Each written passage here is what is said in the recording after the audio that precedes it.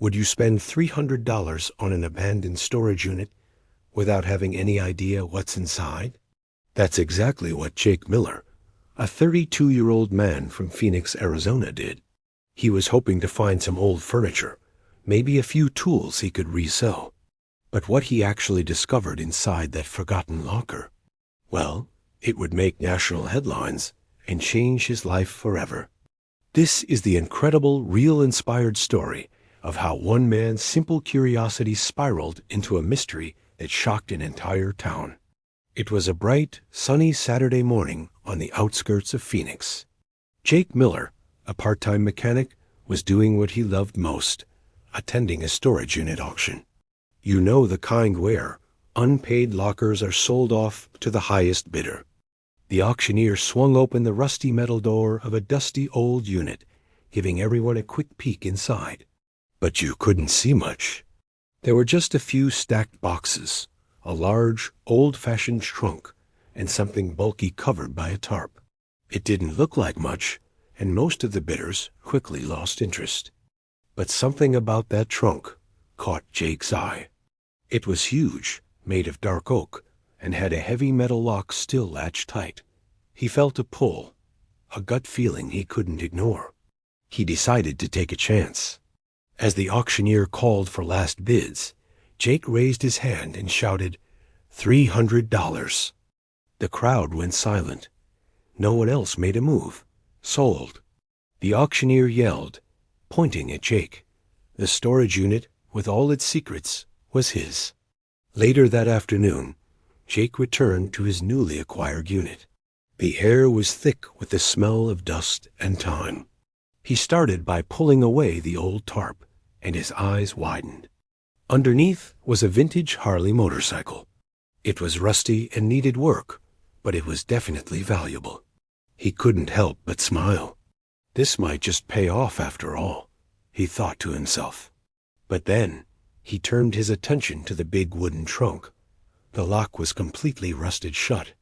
He grabbed a crowbar from his truck and wedged it into the seam. With a loud groan of protesting wood and metal, the lid creaked open. Jake peered inside and froze. The trunk was filled with old photo albums, yellowed newspaper clippings, and a small, heavy metal box. He carefully lifted the box out. It felt cold to the touch. Taking a deep breath, he unlatched it. His jaw dropped. Inside were neat bundles of $100 bills, wrapped tightly in old rubber bands. And tucked beside them was an old military ID card.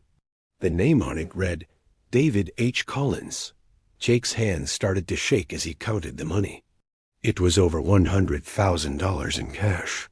Jake just stood there, staring at the small fortune in his hands. He couldn't believe it. His first thought was to keep it. Who would know? He bought the unit legally. The contents were technically his. He could pay off his debts, quit his job, and start a new life. But then his gaze fell on the photo albums and the ID card. He started flipping through the pages. The pictures showed a young, smiling soldier with his wife and a baby girl, all dated back to the 1970s. This wasn't just lost money. This was someone's life, their savings, their memories, all locked away in this trunk. He couldn't shake the feeling that this money told a story, and he had a responsibility to find out what it was. So instead of pocketing the cash, Jake made a decision that would change everything. He decided to find the owner. The next day, Jake walked into the local police department with the box of money and the military ID. The officers were stunned.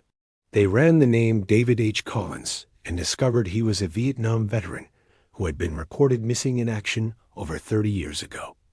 The case had long gone cold. But they found something else. His family was still living in Arizona.